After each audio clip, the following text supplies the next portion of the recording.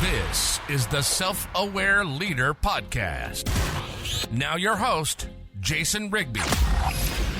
We're going to talk about flow and zone of genius today. I've talked about this before. We haven't gone into major details with what the zone of genius is, how you find your zone of genius, and what that looks like with flow in your own personal life. We all need to understand that when we're trying to maximize potential, and that's two buzzwords, isn't it?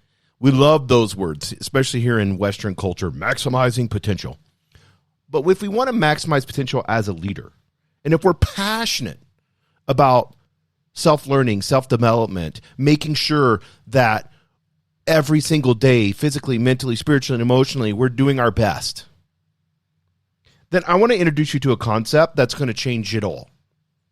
And I heard this a long time ago. I had read some books on Gay Hendricks. It was like, whatever. And then Rob Dyrdek, the famous skater, and I encourage you guys to listen to his podcast. He talked about Gay Hendricks, and he talked about the zone of genius. And I began to study it more, and then I purchased a book, and then from there went online and did a ton of reading. And it's about when your passion and your inherent, I believe, God-given, universe, however you want to say it, abilities collide when they come together. This is the place. And I want you to think about this. Your God-given spiritual gifts, these abilities that have been given to you, they begin to flow. They begin to manifest. They begin to spiritually work in your workplace as a leader. Then you begin to see this deep passion, and others began to see that too. That's why I like Jesus so much. And I'm not some super spiritual Christian person. I'm not saying that. I am saying this, though. He's a great example of walking into a room and influencing it. If we want to look at servant leadership and what leadership looks like, he's a perfect example for that. Whether he's a myth, whether he's true, whether he actually existed, I don't want to get into that argument. That's a low-level argument. What we can do is see the example of him as a leader and see responses as he's communicating with others. And then in those responses, we can learn. So I want to delve into a few questions that will help you discover your zone of genius, that'll help you find your flow. First question, what lights your fire? Think about the tasks, the duty, the things that you love to do more than anything else. Think about the things that you do and you lose yourself in them, and that it doesn't appear like work. Like time just dissolves. It's magical. It's etheric. It's just like, whoosh, oh shit, 2 hours just went by. What the hell? I did this for a whole hour and didn't even notice it. What is that? And it's work. It's a work that you're doing. It doesn't feel like work, but it's work. What is that for you? You need to find that. Is it going to the gym and you love going to the gym? Maybe you hate going to the gym. If it was up to me, I would not go to the gym. I've tried to have a great attitude about the gym. I go all the time. I pay a trainer. And for years, I've gone and been consistent every week. But I do it out of kind of a daily discipline. Now, when it comes to podcasting, when it comes to speaking, when it comes to training, because I love to be a teacher, if I have a room and I can train, I'm in my zone of genius. Time does not matter. It is super fun for me. So what lights your fire? You need to get clear on this and write that down. Next, work or effortless play. What makes you feel energized? Where the concept of work fades away. Where it doesn't feel like work, even though it is work, because we need to have a clear definition of this. Even though it is work, it doesn't feel that way. Maybe it's a hobby that you have and you need to monetize that. I don't know what it is. Maybe it's making music. What does that look like? Next is efficiency plus joy equals success. I'm going to say that again. Efficiency plus joy equals success. What task, even short ones, give you a deep sense of satisfaction and create abundance in you? Where you don't feel that like And we've all done this. It's like, oh, shit, I got to do this, this, and this. Maybe you're a manager, a middle-level manager, and you're still a leader, but you have a ton of tasks every single day. Break those down. Which ones do you love to do?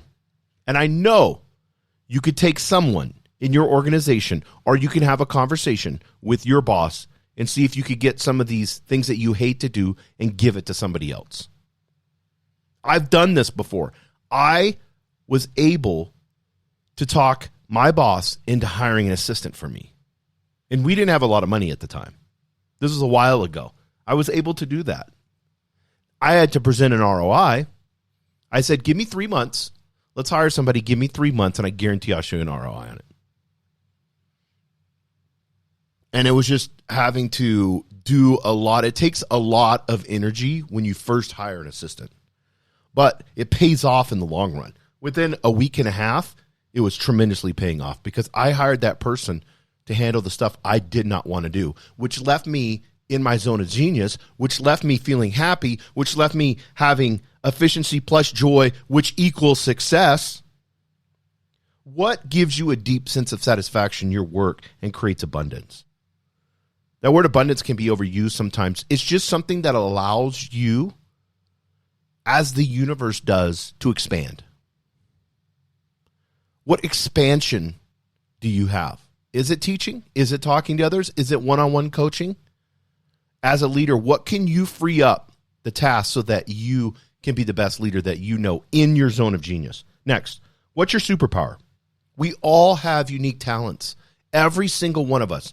I do not believe that God had made a mistake. I do not believe that the universe has made a mistake. I believe every single human being is spiritually put here on this planet to help, to learn, to evolve. And that our main goal, our bigger macro purpose, is in service to others. And we have gifts if we tap into them, and don't be selfish. If we tap into them, those gifts are used for us to serve others. What is serving others? Being a leader. So when you become self-aware and you're a leader, guess what happens? Self-aware leadership, right? That's what the podcast is named, just for this simple reason. Because I believe everyone should be a leader, whether it's in the home, whether it's in school, whether you're 13 years old or you're 63, it does not matter. If there are people around you in your life, you have the opportunity to serve and show love. What's your unique talent? What's your superpower? You have a superpower. Don't say you don't. You do. You need to find that. Tap into the special skill you were born with. Harness it. It's like when you take a horse and you have to teach it. There's a trust issue, right? You take a wild horse, you put it in a corral. Yeah, you can do the old school way of breaking, but they're finding these new, and you can go on YouTube and find this, horse trainers and stuff like that. They're being more compassionate, more loving. They have new ways, and they're being able to train horses, and it's amazing. The new way they're training horses. We used to have this old philosophy, which we always do about everything, right? Back in the day. You got to break its will. We used to teach that with children. There was a book called The Strong-Willed Child, and you need to break your child's will. We used to take people and shove a metal tube in their brain to be able to give them a lobotomy or whatever that is, to heal something. We have to extract from the universe and take, instead of having something that gives. That's what your gift does. It gives to humanity. It gives to others. And if you can harness this, it will bring you incredible rewards. That's the cool part about it. When you're in service to others and you're loving and it's leadership, it's so rewarding. Not just to those you lead, but it's so rewarding to you because you know you're on mission. You're on point. It's like, I was put here on earth for this, and I'm doing that. And I am happy every single fucking day. So why does this matter? Well, understanding your zone of genius isn't just about having good feelings while you work. That's what's going to happen. But here's why it's a game changer.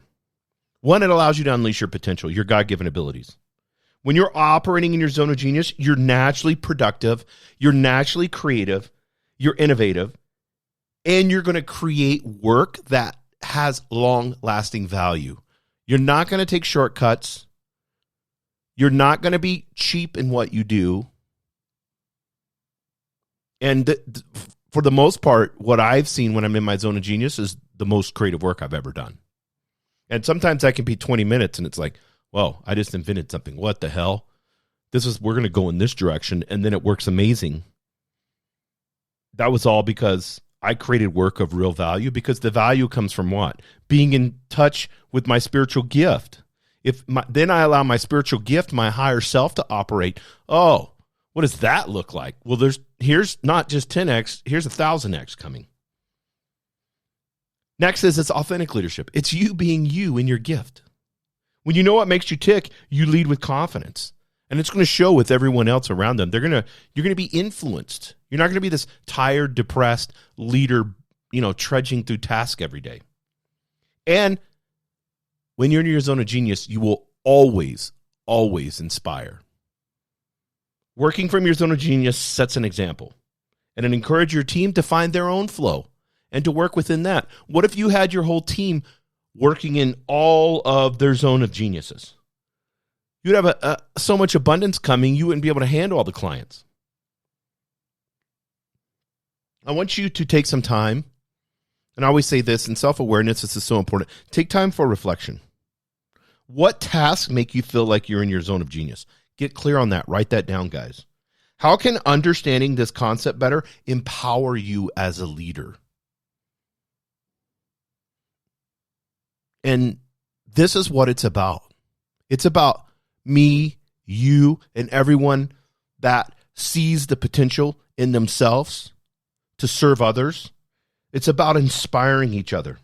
It's about us tapping into our God-given strengths. It's about making a meaningful difference in this life, in this one meat suit that we have. And I believe we have multiple meat suits. We keep evolving and learning. But this meat suit that we have, let's make a meaningful difference. Don't you want to do that? That's what leadership does.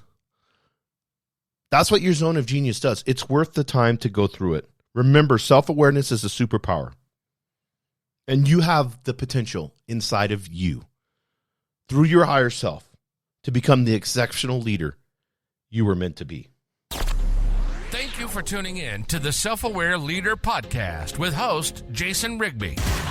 We hope this episode has inspired you to unleash your full potential and embrace your inner leadership. By expanding your consciousness, you can transform your mind, body, and soul and become the remarkable leader you were always meant to be. If you found this episode valuable, please share it with your loved ones and help us expand our community. Thank you for listening, and we look forward to having you join us again on the Self-Aware Leader Podcast.